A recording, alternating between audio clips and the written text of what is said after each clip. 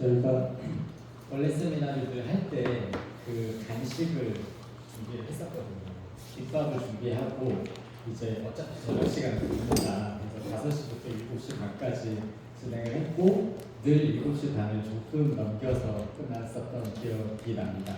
그래서 이제 간식도 있고 이렇게 했었는데 이번 차수에 또 이제 겨울철이고 해서 30분을 땡겨가지고 이제 진행을 했는데 그래서 저희가 간식을 미처 준비하지 못했는데 열띤 머릿속 되게 복잡하셨죠. 강의 들으시면서. 그래서 이제 에너지를 많이 썼으리라 생각을 하고 간식을 준비 못해서 좀 걱정이었는데 저희 그 홍동의 풀마학교 전 교장선생님이신 홍순미 선생님께서 또 청년들 좀 뒤늦게 참석을 했습니다. 올 때 또 간식도 챙겨주셨습니다. 네, 그 줌 참석하신 분들 소리 잘 들리세요? 네. 채팅창에 써주셔도 되고 권 회장님도 들어가 계시군요. 그래서 지금 이제 저희 지금 현장에서는 스크린을 띄워가지고 참석하신 분들 화면을 올려놨습니다. 그래서 혹시 괜찮으신 분들은 얼굴을 영상을 켜가지고 얼굴을 보여주시면 현장에서도 볼 수가 있습니다. 아까 홍정규 교수님이 잠깐 켰다가 이제 가셨고 당진의 김경숙 교수님 안녕하세요. 말씀하시면 들을 수도 있습니다. 권회장님은 오른프라이에서 네, 그러면 이제 2부 토론을 본격적으로 시작하도록 하겠습니다. 그 앞서 제가 이제 참석하신 분들 아까 우리 시작할 때 굉장히 자극적인 분위기로 시작을 해가지고 이제 몇 분 더 오시기도 했고 2부 때 이제 소개를 좀 간단히 드리려고 하는데요. 우선 토론자로 오늘 저희 3분을 모셨습니다.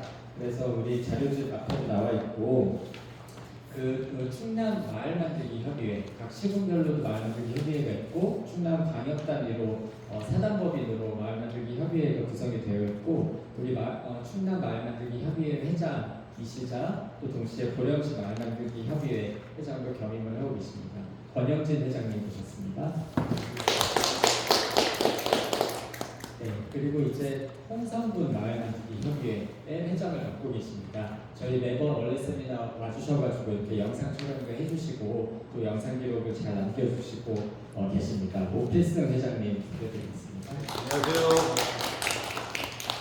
네, 그리고 오늘 저희 주제 발표에서 소개된 그 연구가 청양군에서 진행을 됐었죠. 청양군 마을 공동체 지원센터 노승복 센터장님 와주셨습니다. 안녕하세요. 그리고 저희 그 대부분 지역에 계시고 우리 자주 교류를 해서 얼굴을 알고 계신데 제 옆에 처음 방문해 주신 새로운분이 와주셨습니다. 저희 그 혹시 스태피라고 제가 과학기술정책연구원 맞습니까? 네, 그렇게 이제 연구원에 계시다가 지금 국회에 미래연구원이라고 하는 곳으로 소속을 옮기셔서 미래학을 전공하신 박사님이십니다. 박성원 박사님 와주셨습니다. 이따가 토론 시간에 이제 하시는 연구 포함해가지고 말씀 듣도록 하겠습니다. 그리고 지금 저희 맞은편에는 행복농장에서 일하고 계십니다. 저희 그 박성경 선생님 와주셨습니다. 그리고 본의 아니게 기록도 막 해주시고 지금 정신이 좀 없으시죠? 네. 네. 그리고 지금 저희 평민마을학교라고 하는 지역에 이제 귀농 구촌하거나 농업 활동을 하면서 또 동시에 밤에는 이렇게 와가지고 공부를 하고 있는 학생들이십니다. 그래서 10년 4분 와주셨습니다.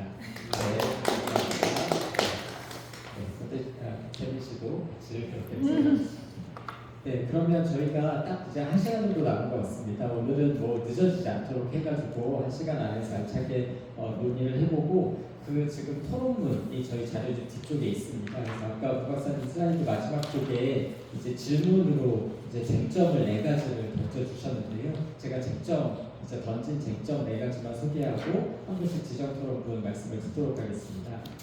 첫 번째는 마을 공동체 수당 제도가 꼭 필요한가? 그래서 행정도 이를 수용할 수가 있는가에 대한 질문. 두 번째는 마을 공동체 수당 제도를 도입하면 마을에 어떤 도움이 되고 부작용은 무엇일까? 세 번째는 매년 지원할 금액과 지원 방식을 어떤 식으로 좀 세팅을 하면 기대 효과가 높아질까? 마지막으로 이런 제도가 현실에서 도입되기 위해서는 어떠한 노력이 필요한가? 이렇게 이제 사전에 네 가지 질문 득점을 좀 던졌고 이와 관련돼서 말씀을 차례대로 들어보도록 하겠습니다. 저희 지정 토론 순서에 맞추어서 권영진 회장님부터 말씀을 청해 듣도록 하겠습니다. 네.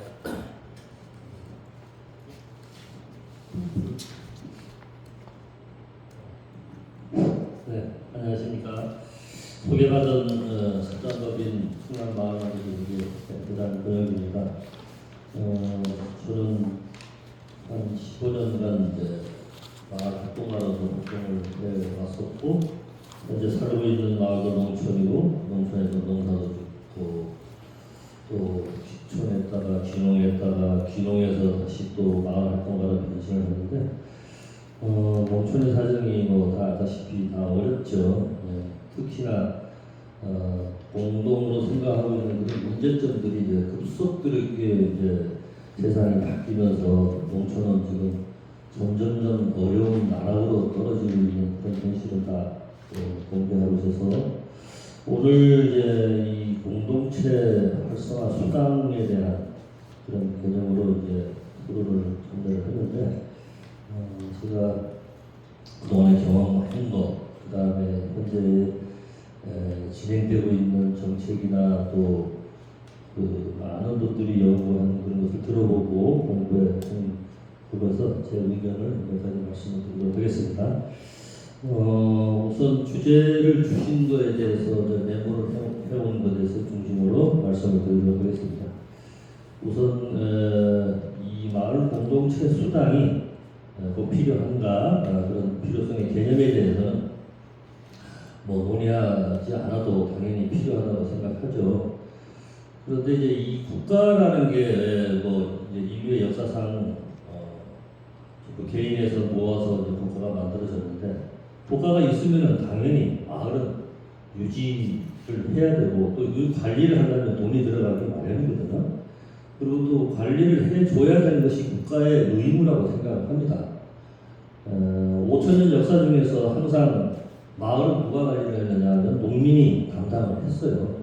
농민이 담당을 했는데 그것이 국가에서 뭐 돈을 줘가지고 뭐 관리된 것이 아니고 자발적으로 그렇게 관리를 해왔는데 그런데 이제 농촌을 떠나서 도시로 급속도로게 급행열차가 가니까 농촌에 이제 사람이 줄어들고 노동력도 부족하고 또 거기에 따른 자발적 관리 유지비도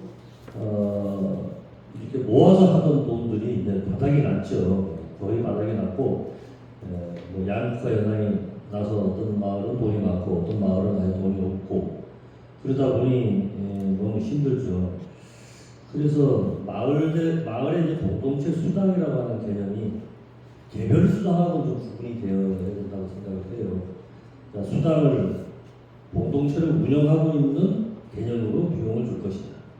또 아니면 거기에 종사하고 있는 뭐 사무장이랄지 이장이랄지 뭐 분야의 총무랄지 이런 사람들의 수당을 줄 것이냐 하는 문제는 철저하게 구분이 돼야 될 것 같고 여기에서는 일단 마을 공동체를 관리하기 위한 유지 관리 비용이다. 저는 그렇게 논하고 싶습니다. 그래서 확대를 해보면 수고하는 분들의 거마비 이거는 오늘 논의할 필요 없는 것 같고 다만 이 마을의 이 운영하고 있는 유지관리비를 어떻게 할 것이냐 그런 부분에 대해서는 당연히 필요하다. 그런 다음에 이제 이 제도가 뭐 수당이라는 이름을 가든 뭐 유지관리비를 가든 간에 이 제도가 획기적인 제도냐 그런데 이 획기적인 제도라고 아니라고 하면 그걸 반론을 하시는 사람은 대안이 있는 것인지 국가를 운영하는 정부랄지 대통령이랄지 뭐 정치인이나 또 각종 그걸 반대하는 사람들의 대안이 있다면 더 좋죠. 근데 그 대안이 없다면 이런 제도를 보완을 해서 꼭 마을 공동체 유지 보존비 이런 명칭을 좀 사용하더라도 꼭 있어야 된다라고 하는 말씀을 드릴게요. 그리고 이제 행정에서 수용을 할 수 있을 것인가 없을 것인가 뭐 행정도 받아들일 수 있는 방법이 뭘까 하는 문제가 있는데 이미 저는 이 행정의 수용성은 이미 정책의 표현이 다를 뿐이지 이미 멍석은 깔아놨다고 봐요. 예를 들어 지방소멸대응기금, 뭐 농촌 공간 조성, 뭐 예산, 농촌 협약, 뭐 고양세 여러 가지 이제 이런 수당들이 지금 종류별로 표시가 있잖아요. 그럼 이미 그 안에는 농촌을 지원하기 위한 제도는 멍석은 깔아놨다. 그러나 방법론에 의해 가지고 마을 단위에다가 이걸 심어줄 것이냐 예산을 줄 것이냐 하는 문제는 조금만 더 생각을 해보면 행정이 수용하지 못할 이유가 아무것도 없을 것 같아요. 그러니까 방법론에 들어가서 부정적인 시각으로 봐가지고 안 받을 것이냐 받아들일 것이냐 하는 문제는 선택의 여지가 없다는 얘기죠. 그들은 세금을 걷어서 운영을 할 뿐이지 우리가 필요한 농민의 필요한 부분에서는 당연히 줘야 되는 것이죠. 수용을 하고 안 하고가는 선택의 소지는 우리 농민이 하는 것이지 수용을 받아들이는 행정의 권한이 아니다라는 것을 내가 말씀을 드리고 싶습니다. 그래서 농촌의 주민들이 절대적으로 요구를 하고 뭐 방법은 뭐 여러 가지가 있겠죠. 뭐 공청회를 통하든 언론에 의사표시를 하든 서면 활동을 하든 뭐 불협화음이 없는 범주 내에서 방안을 제시한다면 행정은 거절할 이유는 없겠죠. 이 돈을 주게 되면 어떤 다른 용도로 마구잡이로 쓰기 때문에 안 된다. 그건 핑계거리밖에 안 되는 것 같아요.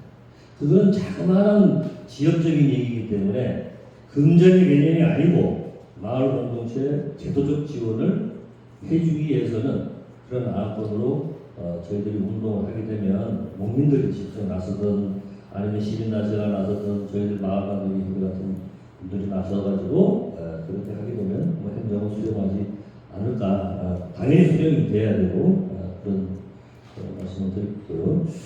그다음 두 번째 이제 마을의 적용성과 기대 효과가 과연 어떨 것일까 하고 저 생각을 해봤는데요. 이미 이 적용성이나 기대 효과는 이미 마을은 심각한 상황에 지금 경관관리, 환경관리 이런 부분이 굉장히 어려운 상황에 빠져 들어갔습니다.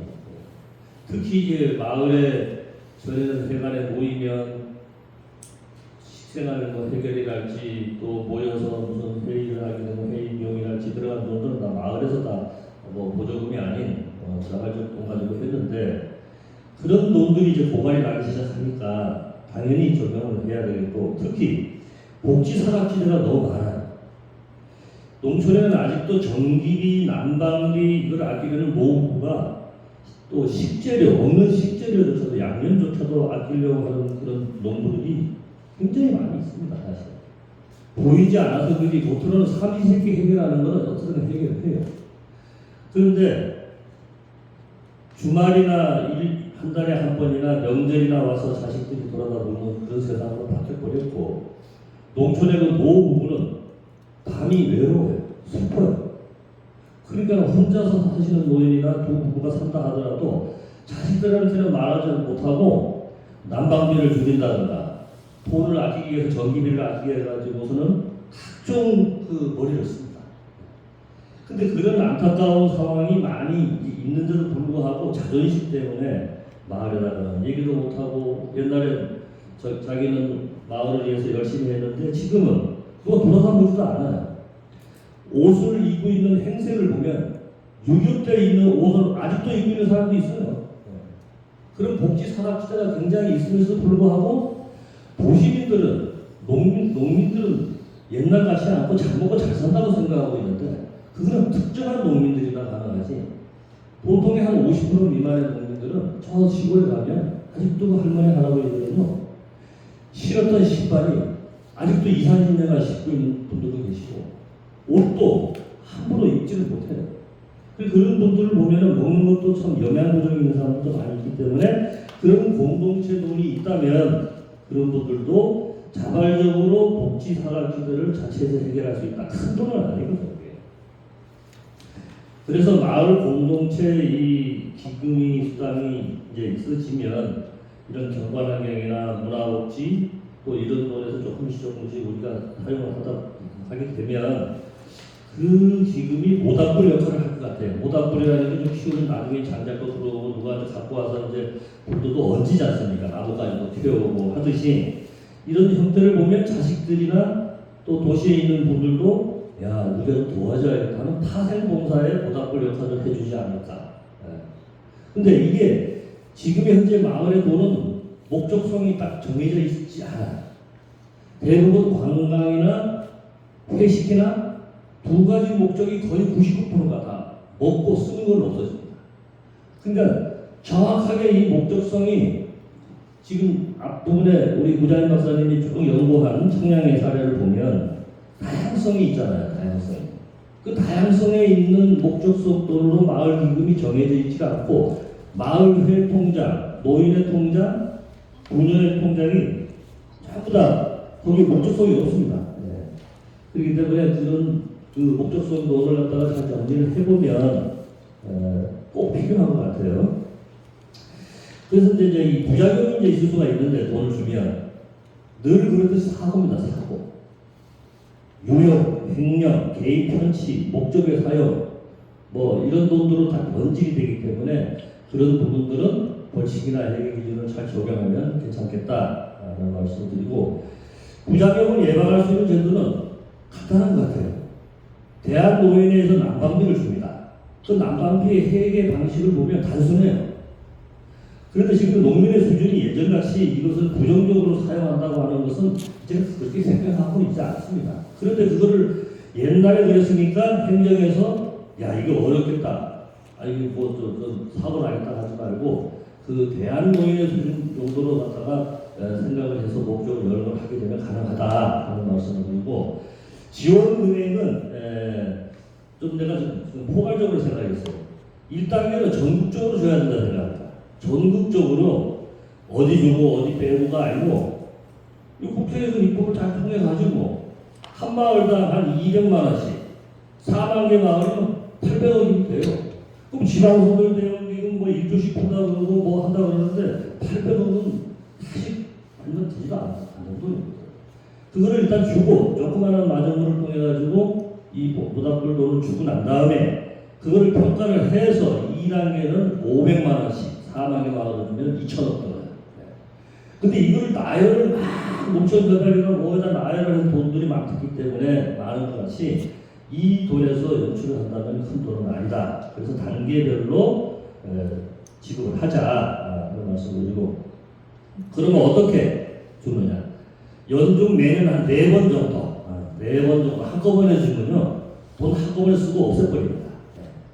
분기를 해줘야 돼요. 분기를 우리 사람들의 우리 조선민족이나 단군 이래 우리 마을 사람들의 특성이 다 있잖아요. 예? 한 번에 주고 한 번에 다 쓰고 없습니다. 그래서 4번 정도 나눠서 사후관리 보고 책임을 주고 그 다음에 이제 향후 일정으로 확산 전략 검토도 제가 이제 좀 써봤는데요. 1단계는 일단 이 공론화가 돼요.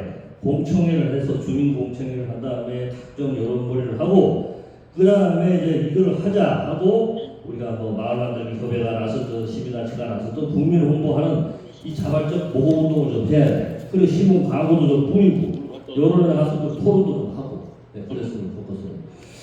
그런 다음에 이제 세부적으로는 국회에서 입법화를 해가지고 농림부나 행정안전부가 동시에 이거를 맡아서 전국적으로 시행하는 것을 좋겠다. 그다음에 마지막으로 이 재정 압박이 지자체에 뭐 있다고 하는데 이 지자체의 재정 압박은 뭐 한도 끝도 없습니다. 맨날 재정 압박이니까 앞으로도. 그러나 이것이 시행이 되면 지자체의 재정 압박을 좀 풀어줄 수 있는 효과가 있을 것 같아요. 꼭 이걸 말하다 보면 돈도 거출하는 거 아니냐 하지만 이 제도가 만들어지게 되면 당연히 지방 재정에 도움이 되면 도움이 되지 뭐 악화가 되지는 않는다고 봐요. 그래서 지방선거가 이제 곧 있을 거고 내년도는 국회의원 선거도 있고 그러니까 자꾸 여러 번을 해서 뭐 도지사 선거, 도의원 선거, 뭐 이런 선거 때 또 특히 교육장 선거, 이 교육장들이 좀 나섰으면 좋겠어. 교육을 시키는 교육장 선거에 보면은 도대체 마을 공동체에는 아무것도 없어요. 그래서 이런 얘기를 해서 이슈화를 한 다음에 공약화를 하게 되면 뭐 어렵지는 않다. 이상입니다.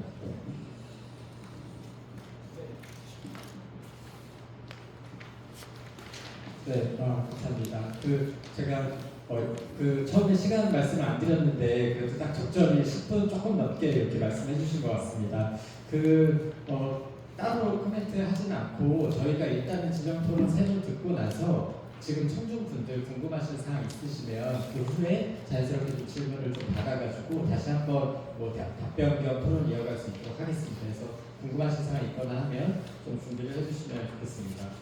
역시 충남 협의회 회장님이셔가지고 1단계부터 전국 마을을 하자 아주 강력하고도 명확한 말씀 주셨는데요. 바로 이어서 오필승 회장님 토론 들어보도록 하겠습니다. 회장님도 10분 정도 기준으로 부탁드리겠습니다. 예, 안녕하세요.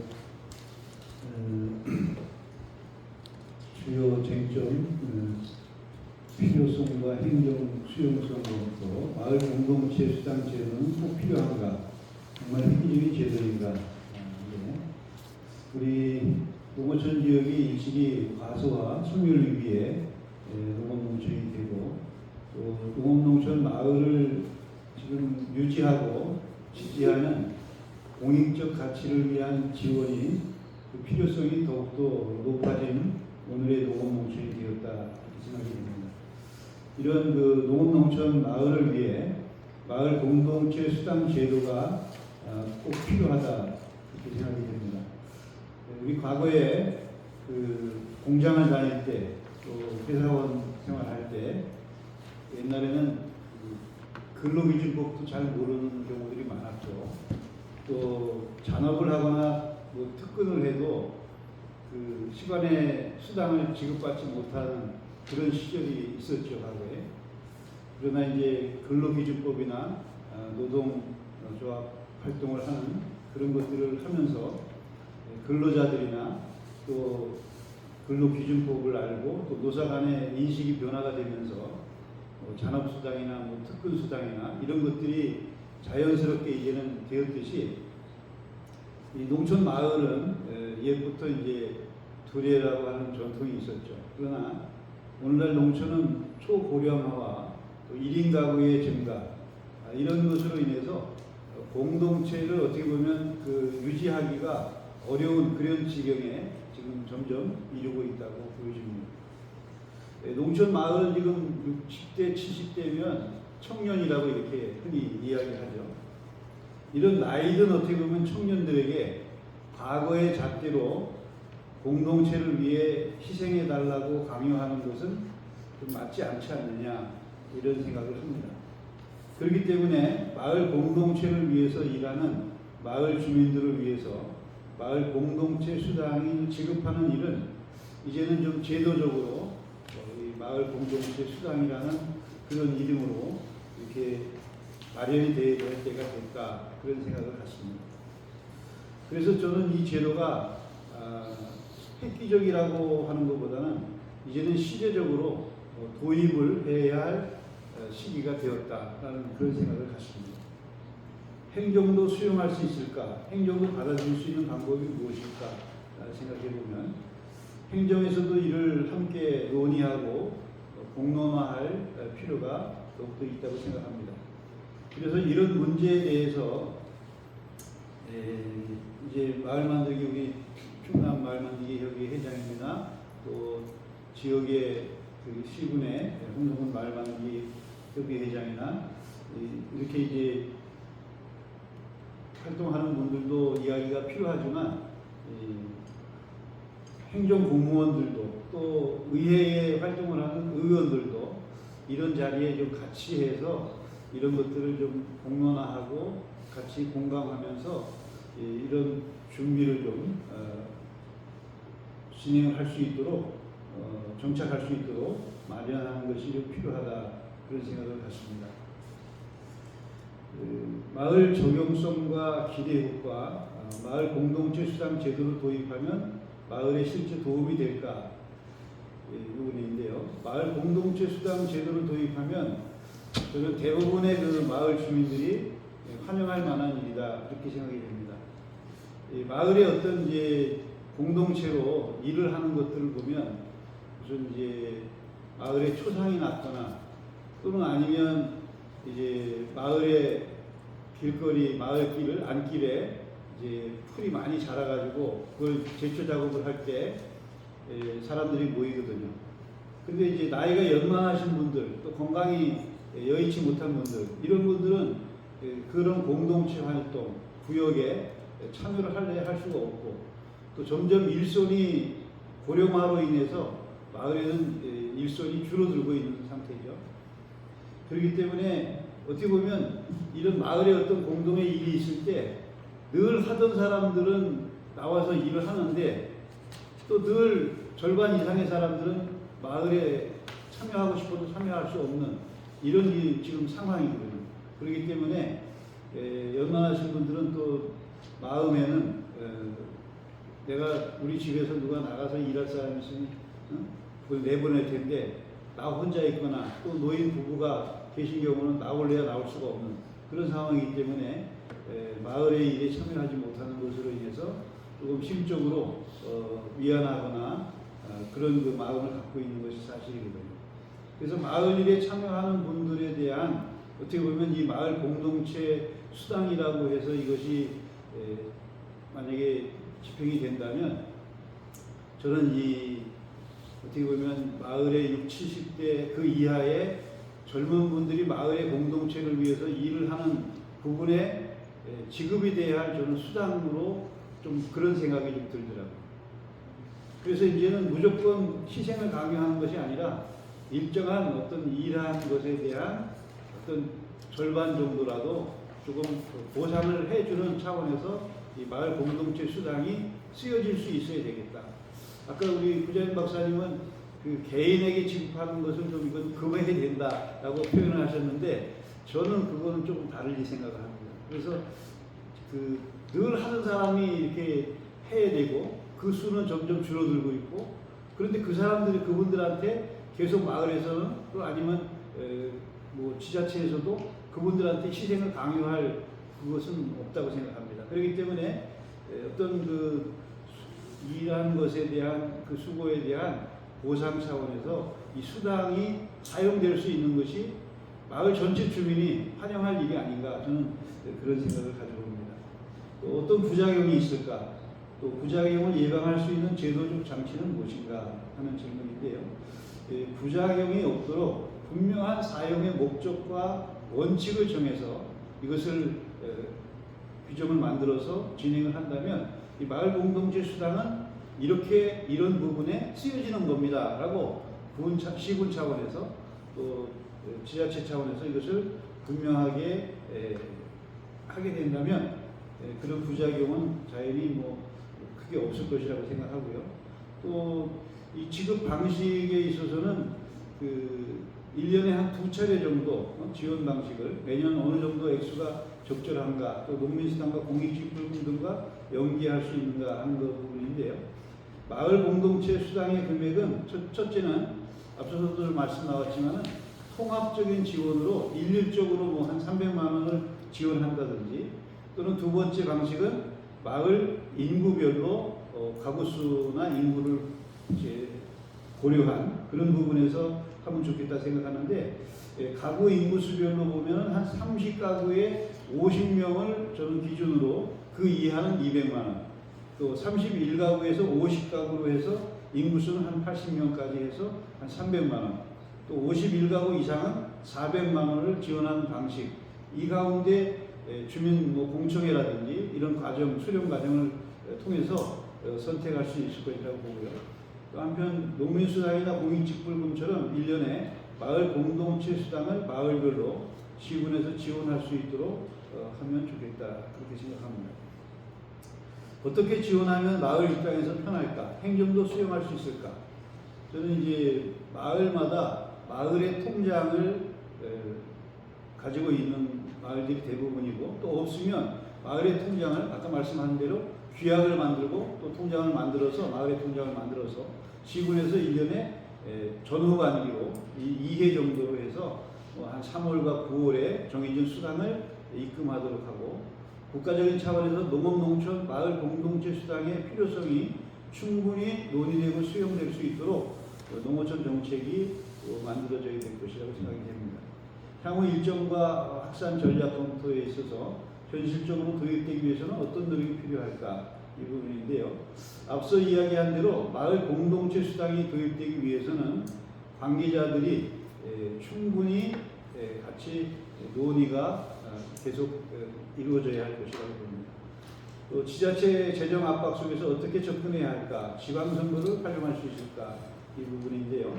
지자체가 재정 압박을 받는 가운데서도 새로운 예산을 세우기가 또 쉽지 않다라는 이런 말을 하기가 쉽다고 생각합니다. 그렇기 때문에 지방선거에서 유력한 후보들이 공동으로 마을 공동체 수당에 대한 정책 협약을 이끌어낼 수 있도록 하는 그런 우리 마을을 위한 공동체를 위한 또 마을 만들기 관련된 모든 분들이 같이 공동의 노력이 더욱더 필요하다 이렇게 생각합니다. 이상입니다. 감사합니다. 네, 감사합니다. 네, 정말 이제 새로운 시대에 정말 어떤 시대적인 변화가 있는 상황이라는 말씀을 주시면서 이제 마을 공동체 수단의 필요성 그리고 방향도 큰 틀에서 이상한 방향을 또 말씀해 주셨습니다. 그러면 바로 이어서 청양군의 노승복 센터장님 말씀 이어서 듣도록 하겠습니다. 네, 안녕하세요. 네. 농촌마을의 현실이 어려운 것들은 다 아실 테고 청양군이 민선 8기 공약 1번 공약이 인구 5만 자족도시 만들기예요. 인구 5만. 지금 인구가 3만이거든요. 5만을 만들겠다는 게 민선 8기 공약 1번입니다.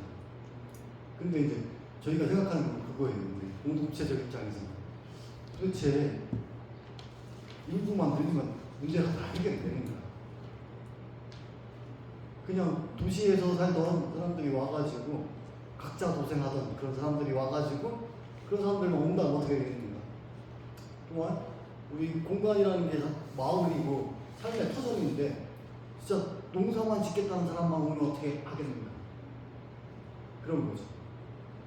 청양군이 지금 현재 인구가 3만이고 매년 귀농귀촌이 1000명이 들어옵니다. 매년. 굉장한 숫자죠. 10년만 안 들어오면 청양 인구가 2만이에요. 근데 그 1000명 중에 동업을 하는 사람하고 동업을 하지 않는 사람이 비율이 1대 9예요.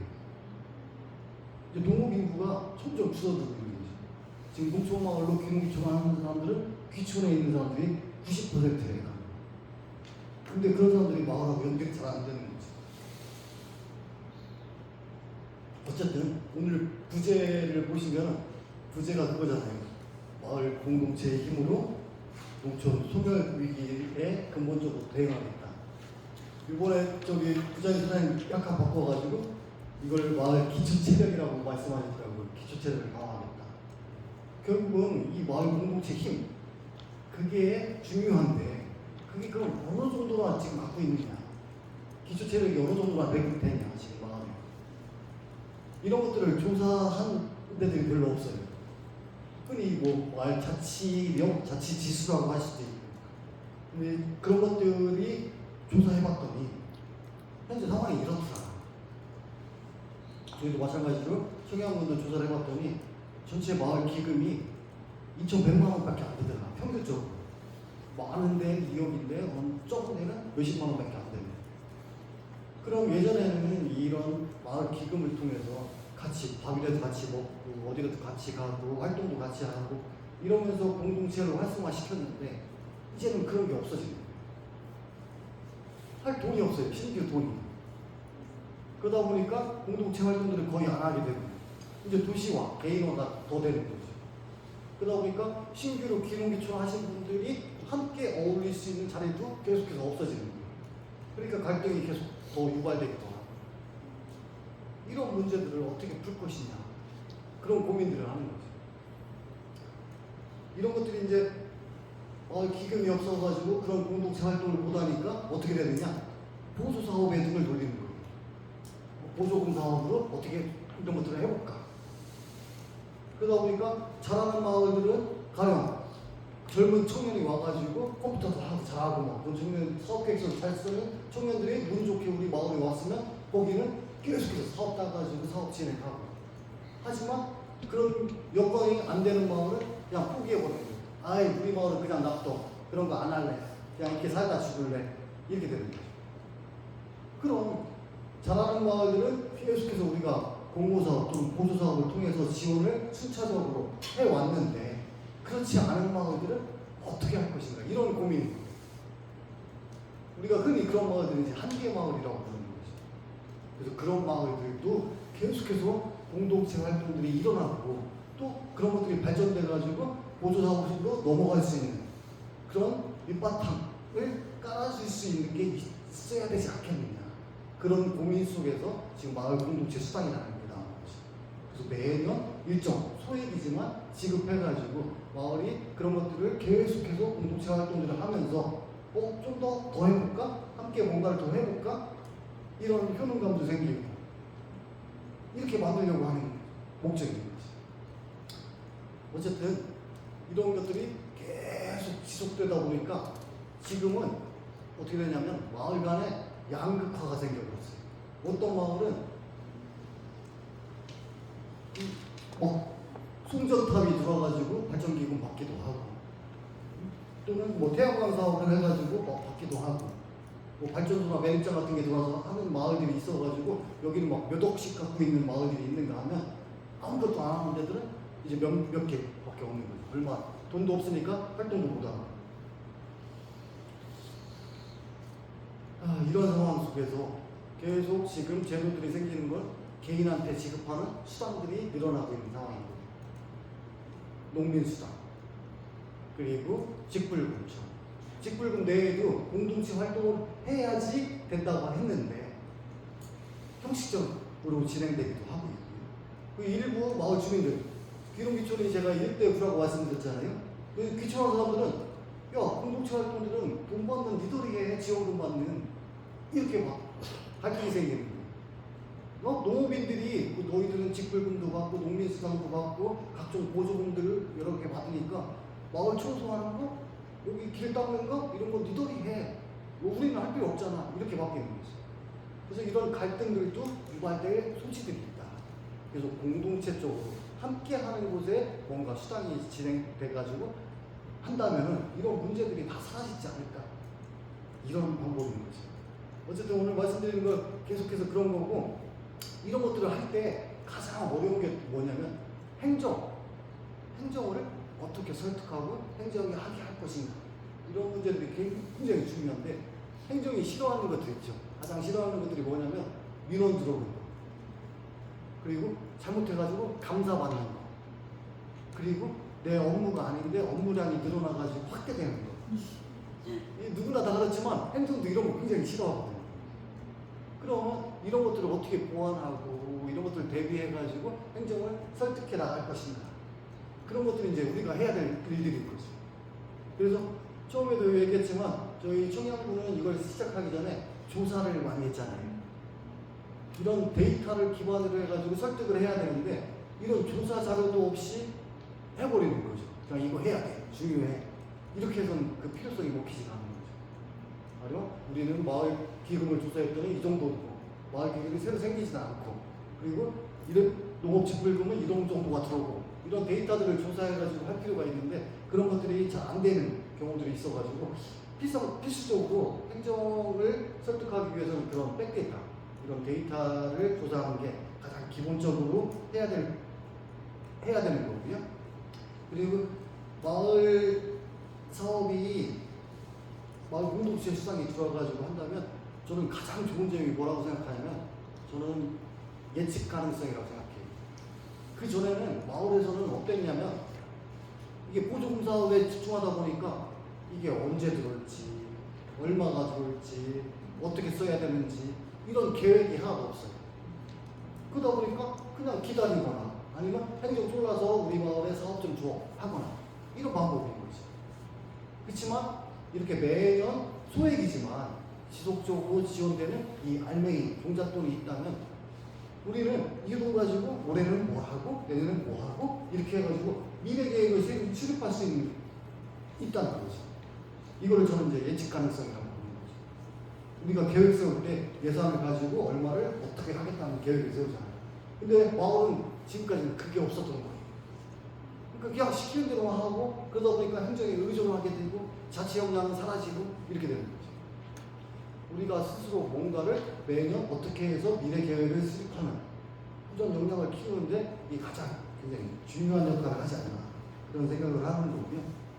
이렇게 했을 때 그럼 어떤 단점들이 있을까 부작용이. 그래서 많은 분들이 앞서서 얘기해 주셨기 때문에 중복되기 때문에 그런 일들이 있고 제가 원하는 부작용은 제가 희망하는 부작용은 이거예요.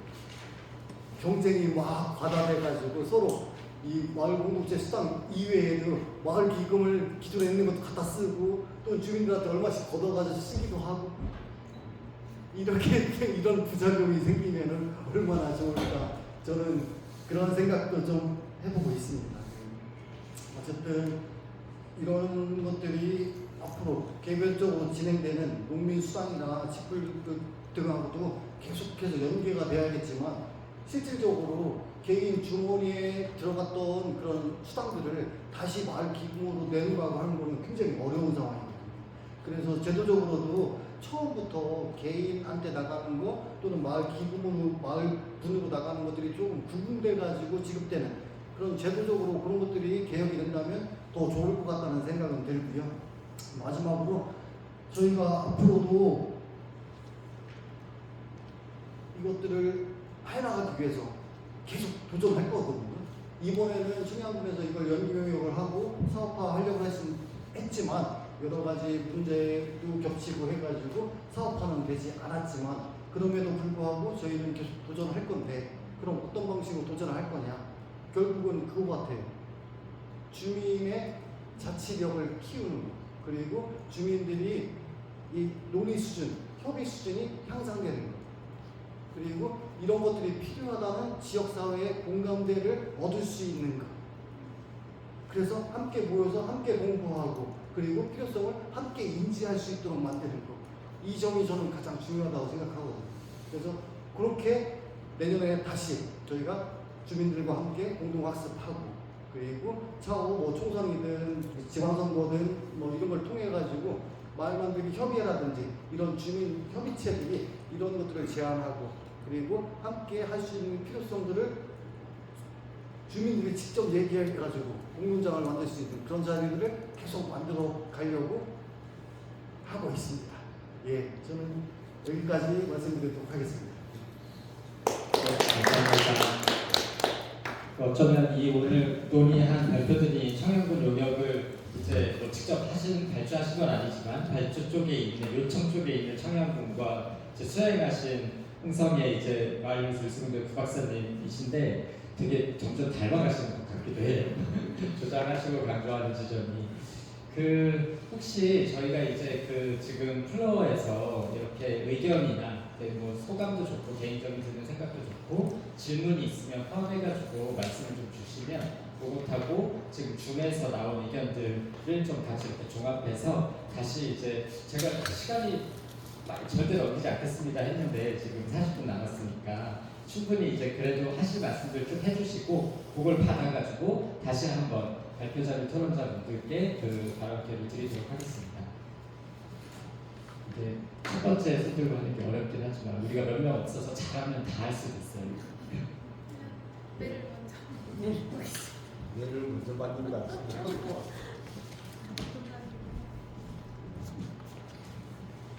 지금이 아니면 영영 원래쌤이한테 제가 마이크를 잡을 일이 없을 것 같아서 잡았습니다. 희곡공장의 박성경이고요.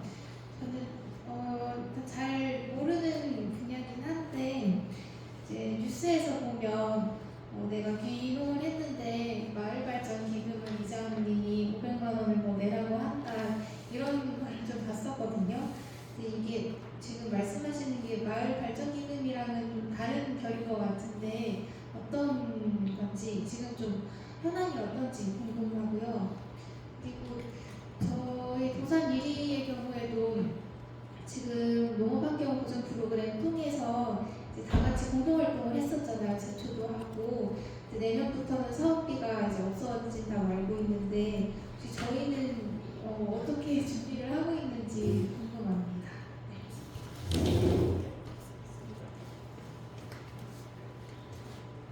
한 번에 몰아가지고 일단 한번 해볼게요. 다른 의견이나 아버지 저를 쳐다보잖아.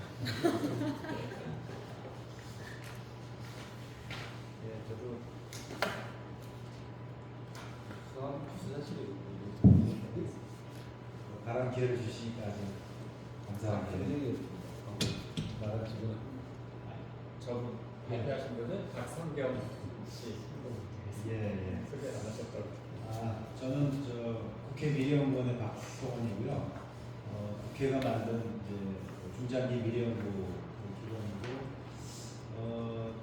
왜 제가 여기 와 있냐면은 부장님 소장님을 뵈러 왔는데, 제가 연구원에서 하는 역할은 보통 국가 비전, 미래 비전 하면은 뭔가 대선 때, 총선 때 혹은 탑다운식으로 비전이라는 게 내려오는데 그게 아니라 국민들이 이 사회의 발전의 방향, 성장의 방향, 비전을 내보면 이게 더 맞는 거 아닌가 해서 제가 오래전부터 시민들, 국민들하고 같이 미래 대화, 미래 워크샵 이런 걸 통해서 이제 국민이 제안하는 대한민국 미래 비전 이런 연구들을 하고 있어서 그런 점에서 제가 교수단님께 배울 게 많아서 오늘도 이제 인터뷰를 하러 왔고요. 그런 맥락이 있고 오늘 제가 이제 운이 좋은지 원래 세미나 마을 주민들이 3, 4번 모여서 저녁에 무슨 얘기를 하시나 저희들 궁금했는데 이런 토론을 하시는구나 하는 배움이 있어서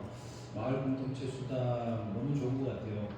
두 가지 제가 들으면서 그냥 생긴 거 질문은 아까 노승복 센터장님 사업화가 왜 안 됐는지에 대한 얘기를 첫 번째 질문으로 드리고 두 가지 코멘트는 한국 사회가 이게 발전, 성장 중독에 걸려서 뭐든지 성장하는 일에만 돈을 준단 말이죠. 유지, 보존에는 그걸 같이 구애를 안 하는 것 같아요. 근데 농촌에는 가장 중요한 게 공동체 유지, 보존인데 농동체 유지, 보존하는 그 노동을 이제는 가치를 쳐야 되고 거기에 대해서 뭔가 정부가 국가가 지원을 해야 된다. 더 이상 성장 시대 얘기 자꾸 하지 말자. 그거 갖고 지금 해서 여러 가지 문제가 생기니까 유지 보존 이거 대단히 중요한 국가의 비전이고 이제는 유지 보존하는 분들에게 뭔가 그 혜택을 드리고 노동의 가치를 매겨야 되는 거 아닌가 이런 생각이 제일 첫 번째로 들었고요. 두 번째는 300만 원을 연간 드린다고 이게 혁신의 씨앗이 될까 하는 게 제일 제가 의문인데 아까도 우리 부장님하고 전국적으로 하면 네가 몇 개나 됩니까? 48,000개라고 하시고 아까 권 회장님은 이제 4만 개 말씀하시는데 48,000개, 48,000가지 실험을 혹시 볼 수 있다면 그게 300만 원이든 200만 원이든 매년 48,000가지의 주민들이 제안하는 새로운 아이디어, 뭐 반찬 만들기부터 시작해서 여러 가지 아이디어들이 나올 텐데 물론 부작용으로 옆 동네 베끼기도 나오겠다 이렇게 말씀을 하시지만 근데 이거 한 10년을 한다? 그러면은 48만 개? 48만 가지를 주민들이 직접 올려서 실험을 하겠다고 하면 이거는 유지 보존뿐만 아니라 이건 큰 사회적 혁신의 실험이 될 수 있겠다. 이거는 저도 어디 가서 국회 가서 계속 떠들어야 되겠다 이런 생각이 들고 그거는 결국 성장 시대를 끝내고 보존의 시대로라는 큰 방향성도 있지만 또 다른 한편에서는 국가 주도를 끝내고 주민 주도로 사회적 혁신, 변화 만들기 이런 것들이 이제 시작이 되어야 되는 거 아닌가? 그래서 결국 아까 노 센터장님 말씀하신 대로 전국의 마을 자치력 이 향상 프로젝트가 실현돼야 되는 거 아닌가? 그러면 이제 예를 들어 GDP, GNP 이걸로 국가의 경쟁력을 재는데 저는 혁신 실험은 그거의 아이디어와 그 실험의 결과는 다 영감을 주는 것 같아요. 혁신에 대한 영감.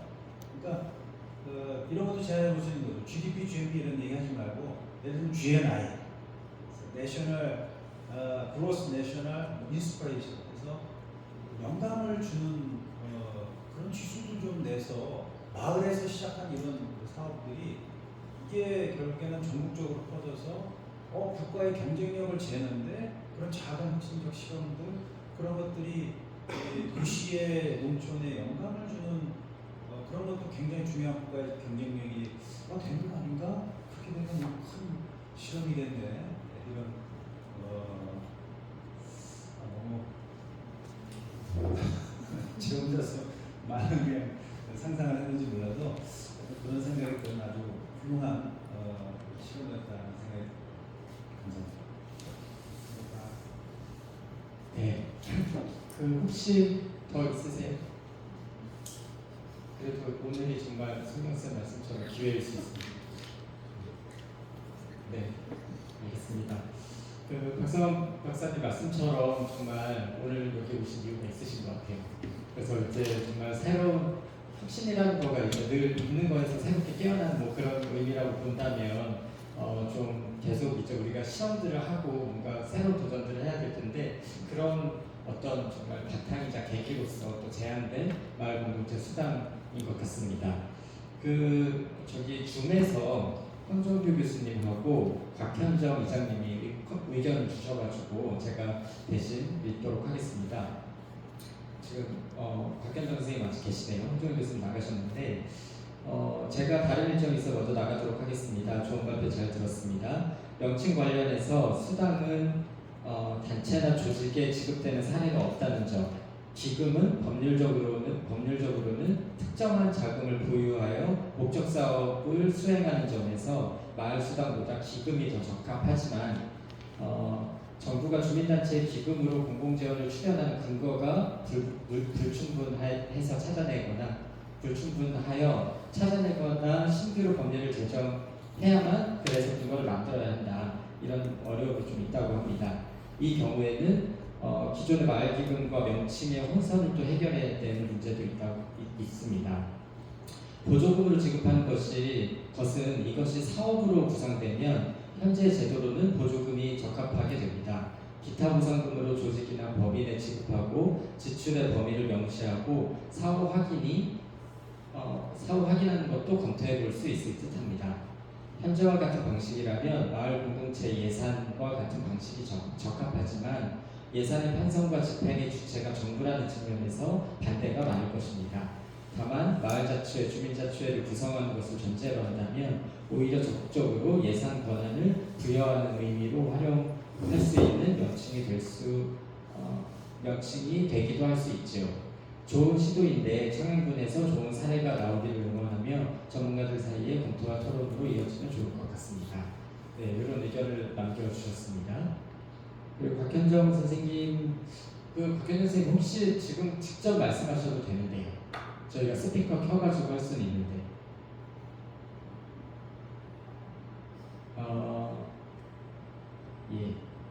못하신다고 합니다. 그럼 제가 말씀해주신 걸 읽어드리도록 하겠습니다. 저는 일단 첫 번째는 그 개인에게 주는 수당은 조심스럽게 접근을 해야 한다고 생각합니다. 자칫 갈등 요소가 될 수 있습니다. 공동체를 활성화하는 데는 모여야 되고 모이면 식사를 해야 하기 때문에 식대나 식재료비를 쓸 수 있는 기금은 반드시 지급돼야 한다고 생각합니다. 이런 의견을 주셨고요. 그리고 공동체가 이제 만나는 만큼 활성화가 되는 것, 이게 이제 중요하다는 내용을 다시 한번 강조를 해주셨습니다. 그래서 일단 모여야 되고 농촌에서 모일 때는 2달에 한 번 전 주민이 식사할 수 있는 금액 정도, 그 정도 규모로 시작을 하면 좋을 것 같다. 이 의견도 주셨습니다. 그리고 그 중간에 그 공익직불금에 따라서 이제 갈등이 유발될 수 있는 그 갈등 소지는 분명히 있는 것 같다 하는 점도 지적을 해주셨고, 마지막으로 이제 상속 1, 2는 마을만들기 지원센터 사업 중에 홍성문 센터 사업이겠죠. 공익협약이라는 사업이 100만 원 지원하는 사업이 있다고 합니다. 그래서 이걸 받아가지고 4번의 공동체 활동을 했다는 경험도 공유해 주셨습니다. 이제 여기까지 그러면 질문과 코멘트를 좀 받아보도록 하고, 지금 한 13분 정도 남았는데 오늘 발표해 주신 부자인 박사님 의견을 맨 마지막에 드리도록 하겠습니다. 그럼 오늘 토론해주신 순서대로 한 3분 정도 마무리 발언 의미로 이렇게 해서 변영진 회장님부터 부탁 말씀 드리도록 하겠습니다. 네.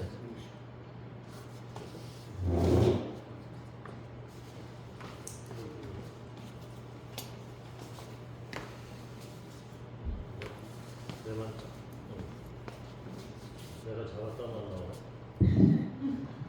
네. 오늘 짧은 시간 안에 토론하기는 어렵지만 일단 자체가 이전에부터 이제 이 공동체 수당 얘기는 제가 이제 개별 할 때도 이 얘기가 나왔었어요. 네, 그때 당시에 도울 김용 선생님께서 이제 그래서 참여를 했었는데 그때도 그 대학 여기 큰 강남에서는 서울 아마 거기 같다 서울 굉장히 추운 날이었는데 기자회견장이 무슨 국제회의장에 그랬었어요. 네. 그래서도 이제 얘기가 나오면서 그때도 개별수당 박진도 교수님이 아까 설명한 개별수당만 얘기했다가 공동체 수당 얘기를 제가 이제 꺼냈었어요. 그때만 해도 공론화가 될 거라고 생각은 못했었어요. 그때 박제수당을 제가 하니까 그게 다 이해가 있는 것 같다고 했었습니다. 그렇다면 이건 사회 공론화가 만들어지는 건 쉬운 것 같다는 느낌을 했죠. 근데 방법론에 들어가서 너무 태클 걸듯이 이 얘기가 나오면 이것이 이게 뭐냐면 주제는 놔두고 나중에 공론화 나와가지고 시끄러워지면 안 되겠다. 그래서 일단 이거는 공론화를 해서 지금 국회에서 나오셨지만 여기도 다 국민들 마음속에서는 인정을 하는 것 같아요. 마음적으로 다. 그러니까 포장을 어떻게 하느냐는 문제가 아니라 사실 있는 대로 현실을 잘 접근해서 아까 뭐 48만 개의 아이디어가 나오든 뭐가 나오든 간에 일단 시작하자라는 말씀을 꼭 드리고 싶고 절대적으로 필요하다. 이거는 절대적으로. 근데 개인이 지금 공익기금이나 오늘도 제가 이 메시지에 뭐가 딱 떴길래 봤더니요. 제 통장에 120만 원 공익기금이 지금 들어왔어요. 자, 그러면 이 돈에서 10만 원을 못 되느냐 이거지. 네? 개인이 그걸 반대하는 사람이 좀 이상한 사람인 것 같고 그 돈에서 모아가지고 보건소에 있는 마을에 필요한 유지관리비 이거 쓰자고 하는데 그걸 무슨 문제가 있어가지고 난리를 치다고 하는 것은 말이 안 되는 얘기고 그리고 개인 그 돈이 통장에 돈이 들어가면 절대 거치를 못해요. 내놓지는 않습니다.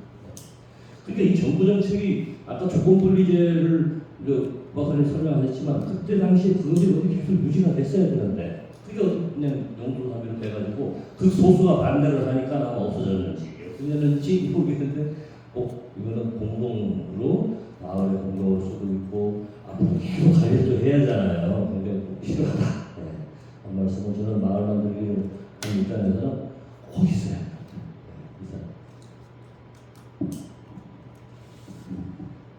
예. 마을 공동체 수당의 필요성을 이야기를 홍성군에서 마을만들기 협의회 회원 참여하시는 분들이 이제 이야기를 좀 나오기 시작한 것은 마을의 어떤 공동체를 위한 어떤 일들을 할 때 우선 크게 하나는 마을의 안기를 매년 한 3번은 풀을 깎아야 되거든요. 근데 거기에 나오는 사람들은 늘 정해져 있어요. 저희 마을 같은 경우 예를 들면 65가구가 이렇게 되는데 한 절반 정도가 참여를 하시는 것 같아요. 풀 깎을 때. 예초기를 갖고 있는 분들, 남자분들 이렇게 나오시고 여성 나이 드신 분들은 이제 낯을 가지고 이렇게 나오시는 분들 계시고 호미 갖고 나오시는 분 계시고 그런데 이제 마을에서 이장님들이 이제 마을만들기 협의회에 많이 참여를 다 하고 계시니까 참여하시는 이장님들이 우리 마을의 좀 공동체를 위해서 이렇게 풀을 깎고 그러는데 뭐 음식도 좀 같이 이렇게 하면 뭐 식사를 한번 한다든지 또 아니면 사람을 사가지고 또 그 풀을 깎는 마을도 있더라고요. 왜냐면 깎을 만한 사람을 갖다가 늘 그 몇 사람만 얘기하기가 어려우니까 그분들에게 풀을 깎는데 1년에 한 3번 깎는데 말하자면 인건비를 주고서 마을에서 그 풀 깎는 거죠. 현실적으로 이러한 일이 있다 보니까 마을 수당이 마을 공동체 수당이라는 것이 이렇게 마을 주민의 공동체를 위한 마을의 유지나 보존을 위한 이런 것으로 쓰여져야 되는데 그거는 이제 음식을 같이 참여하시는 분들이 먹는 거하고 또 일부 수당으로 나가는 부분이기 때문에 이 홍성문에서 이제 마을 이장님들이 얘기가 나오는 거는 다른 어떤 용도로 쓰는 것보다는 이 부분에 대해서 얘기가 나오기 시작해가지고 실질적으로 이런 것들이 필요하다. 그렇게 해서 이제 마을에 뭐 연 한 200만 원이라도 좀 지원이 된다면 좋겠다. 이런 얘기가 나오기 시작해서 사실은 이 이야기가 나온 것이고 또 우리 구자인 박사님 같은 경우는 이제 연구를 하시고 이런 입장에서 다양한 어떤 그 부분에서 마을에 어떤 수당을 주게 되면 기부금이 됐든 그 보조금이 됐든 그게 되면 그걸 마을에서 뭔가 계획을 세워서 그 풀깎는 쓰라는 부분은 없는 거니까 마을에서 다양한 용도로 뭔가 기획을 해가지고 또 사용을 할 수 있다 그러면 이것도 굉장히 또 좋은 방안이 되겠다 하는 그런 생각을 갖습니다. 예. 아까 그 행복농장의 박성경 씨 말씀하신 것처럼 거기 도시민들이 기름쳐서 들었다가 마을 발전기금 뭐 몇백 대라고 해가지고 나갔다 이런 얘기들이 있고 그거랑 이거랑 같다고 생각하시면 돼요. 다른 게 아니에요. 그 예전에 마을은 스스로 다스리는 곳이었죠. 자치구가. 그 마을 주민들이 마을 땅도 있었고요. 마을 공동재산이 있어요. 이게 도시랑 다른 거예요. 마을 공동재산도 있고 그게 마을 기금이 들어가고 마을 땅도 있고 뿐만 아니라 관전 파면은 수돗물 먹기 위해서 관전 파면 같이 마을 주민들이 돈 내가지고 파가지고 같이 먹기도 하고 그리고 마을 길 닦는데 동원돼서 같이 하기도 하고 그리고 마을에 학교를 지려면 마을 주민들이 얼마씩 내고 땅도 내가 희사해가지고 마을 학교도 짓고 이렇게 해서 형성된 게 농촌 마을인 거죠. 그러니까 외지에서 들어왔을 때 우리가 여태까지 이렇게 닦고 잘 지켜가지고 농촌 마을을 하고 지금 공동재산도 있으니까 너도 일부를 발전기금으로 얼마를 내고 같이 사용을 하자. 이런 개념이 발전기금이 있는데 이런 것들이 정해져서 딱 마을 규약이나 마을 정관, 마을의 약속들이 이렇게 정리가 돼 있으면 좋은데 그런 것들이 없고 얘기하는 사람마다 다르게 얘기하는 거예요. 누구는 100만 원 내, 누구는 1000만 원 내. 뭐 이장이 바뀌면 바뀌기도 하고. 그래서 이런 것들을 지금 어떻게 하냐? 마을의 약속인 마을의 규약을 새로 정비를 하고 있어요. 청양 같은 경우는 읍면의 주민자치회로 전환이 됐잖아요. 근데 청양은 더 넘어가서 행정비 마을의 마을자치회를 만들고 있어요. 그래서 그런 마을자치회에 서로 역할과 책임을 나눠 가지는 조직을 새로 정비하고 이런 마을 규약 같은 걸 새로 만들어가지고 주민이 갈등이 생기지 않고 그 규약집만 보고 새로 오신 분한테 보면 우리 마을은 이렇게 진행되고 있구나 알 수 있도록 하는 거죠. 이게 바로 마을 공동체 기금에서 지금 공동체 수당에서 계속 얘기하는 마을의 기초 체력인 거예요. 마을이 기본과 기초가 이렇게 튼튼하게 잘 굴러가게 된다면은 어떤 수당이 오건 부작용이 생길 이유가 없는 거예요. 근데 지금까지는 그런 게 안 돼 있으니까 이제 그런 문제들이 계속 있었던 거죠. 어쨌든 제가 말씀드리고 싶은 거는 성장 중독이 계속해서 개발 도상 국가에 있었지만 이제는 선진국에 들어서야 되는 거 아니냐. 그럼 가장 중요한 거는 주민의 삶의 질 아닌 거죠. 근데 왜 내가 이 농촌마을, 이 청양이라는 지역에 홍성이라는 이게 작은 지역에 태어났다는 것만으로도 불편하게 살아야 되고 삶의 질이 떨어져야 되는가. 그런 문제를 국가는 뭘 해줄 것인가? 내가 도시에서 태어나지 않고 농촌마을에 태어났다는 이유 하나만으로 난 불편한 거잖아요. 그래서 그런 것들을 조금 더 해달라고 하는데 그게 왜 혁신이어야 되는 거예요? 상식이 아니고 내 삶의 질, 농촌마을의 삶의 질을 좀 높여보겠다는 게 왜 상식이 아니고 혁신이어야 되는 거예요? 이게 혁신이 아니라 마땅히 해줘야 되는 거예요. 그래서 상식적인 거라고 저는 생각을 하고요. 이렇게 혁신을 하기는 참 쉽지 않습니다. 어렵습니다. 구자희 소장님 지금 마을공동체 수당 이거 지금 한 2020년, 19년 말부터 20년 그때부터 지금 주장해가지고 막 여기저기 얘기하고 다니시는데 하는 지자체 없어요. 왜 안 할까요? 어려워. 이게 하려면 저는 전제 조건이 있어야 된다고 생각을 해요. 주민의 주민력, 행정의 정책 책임성, 행정의 그리고 중간지원주의, 지원하는 중간지원주의 이 3박자가 어느 정도 파트너로서 고르게 돼 있어야지 이거를 시행할 수 있을 거라고 저는 생각을 해요. 이 중에 행정이 떨어지거나 주민의 주민력이 떨어지거나 아니면 중간지원주의가 제 역할을 못하거나 그 한 가지만 안 돼도 이거 하기 저는 어려울 거라고 생각해요. 청양이 시도했고 청양은 다시 도전할 겁니다.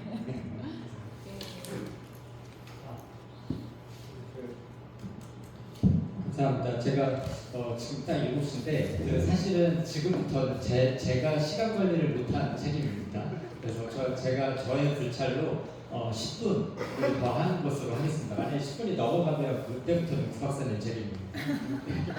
그래서 이게 제가 이런 토론회 같은 거 하다 보면 그 외부에서 지금 오늘 지정토론 모신 세 분도 바쁜 시간을 내서 먼 길을 와주셨는데 너무 짧게 시간을 계속 제약해가지고 하면 하실 말씀 못 듣고 보내드릴 수는 없잖아요. 그리고 힘들게 오셨으니까 최대한 청취를 하고자 좀 부득이 그렇게 했습니다.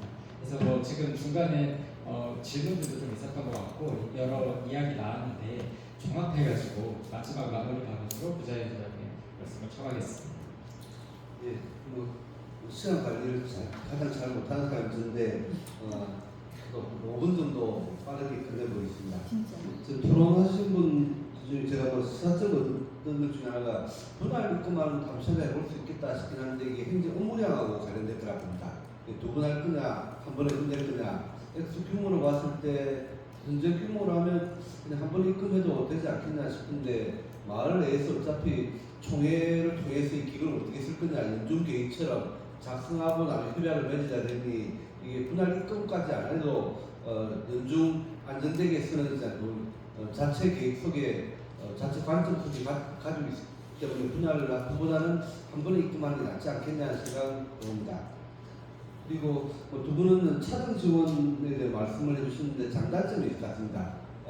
인구 규모가 가장 흔히 말하는 차등 지원의 근거로 하는데 예를 들어 300만 원 받을까 200만 원 받을까 그 경계에서 30가구를 다 경계를 한다면 31가구 한 가구라면 더 받으면 우리가 내년에 500만 원 받을 수 있는데 이렇게 되면 인구 늘리기라는 도움이 될 것 같기도 하지만 흔히 말하는 우리가 위장 전입부터 해가지고 이게 주민등록상으로 굉장히 무한 지점이 많고 가구 수는 있지만 마을 공동체 활동에 참가 안 하는 경우도 있고 그래서 현재로서는 저는 균등 지원하는 방식으로 출발을 하되 좀 경험이 쌓이면 조금 차등 지원도 해볼 수 있지 않겠냐 하는 생각이 듭니다. 다만 가구 수를 기준으로 차등 지원하는 것은 여전히 부작용이 우리가 있고 또 도시 지역 인근에 같은 경우 농촌 마을은 연립이 들어오고 이러면 가구 수 자체는 굉장히 규모가 크거든요. 몇천 명 되는 리도 있을 것이라고 봅니다. 그러면서 시행하는 지자체마다 경험을 축적하면서 조금 확대할 때 차등 지원도 검토하는 게 어떨까 생각을 해봅니다. 그리고 제도를 단순하게 자꾸 만들어야 시행이 편하고 명쾌한데 제도를 너무 복잡하게 만들다 보면 집행 자체가 어렵고 또 관리 감독을 한다고 또 하다 보면 불필요한 인력들이 많이 필요할 부작용도 있을 것 같다는 생각이 들었습니다. 그리고 노성부 센터님 이야기했던 예측 가능성 측면에서도 협약 기간을 3년, 5년 기간을 정하면 매년 이 정도 액수는 우리가 기본적으로 들어온다 생각하면 예측 가능하게 집행하는 구조를 짤 수 있다고 보거든요.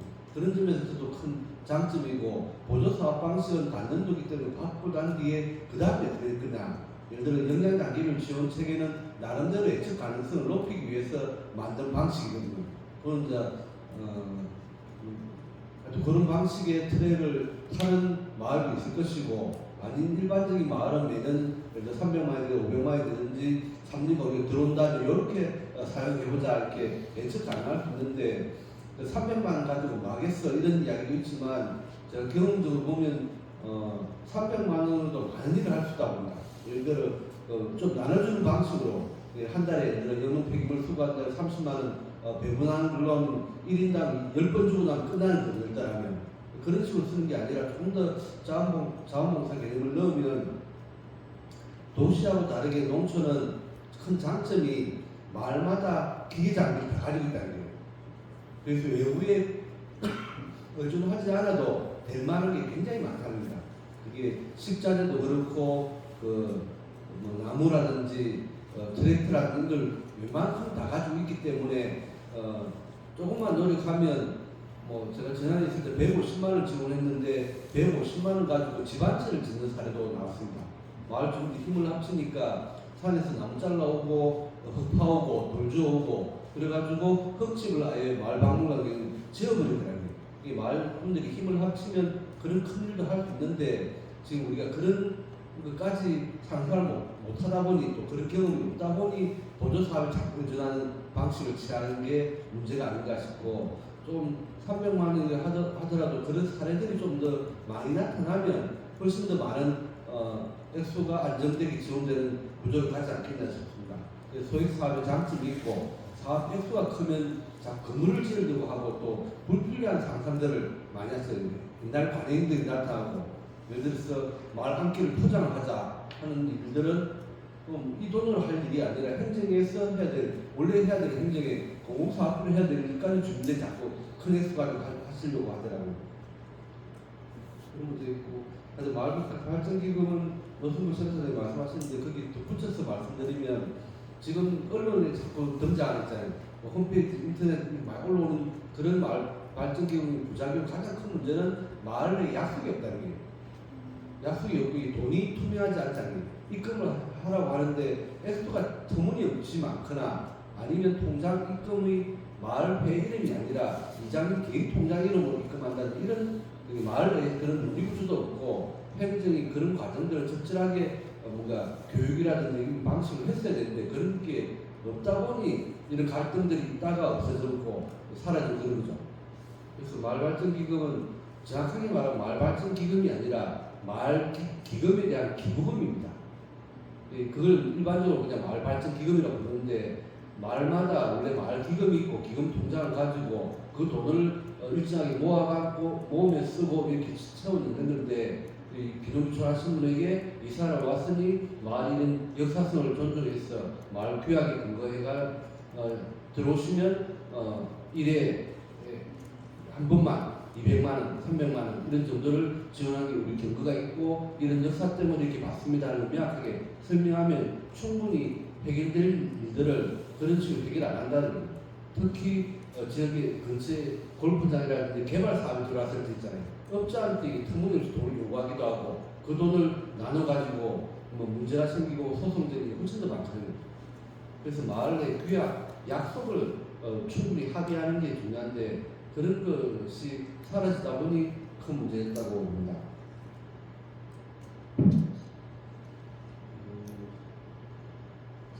나머지도 몇 가지 있긴 한데 5분 넘었어요. 일단 한 가지만 딱 말씀 드리면 이 논의는 시작이라고 봅니다.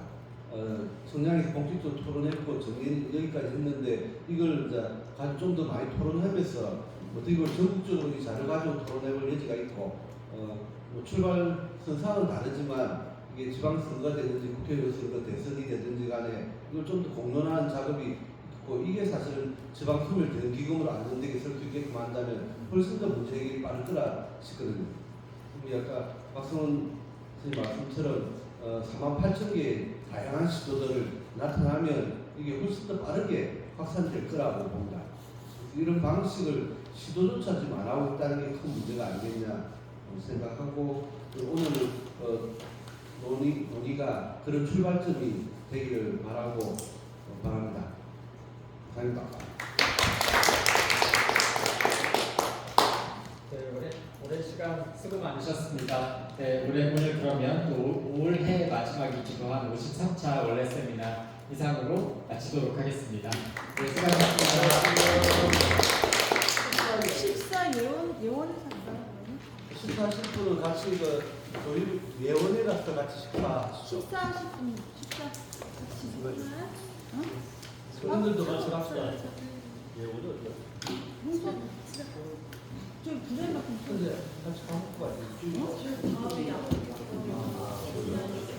같이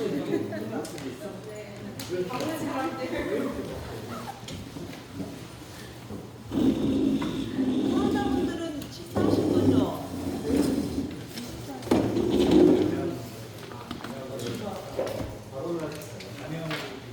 네,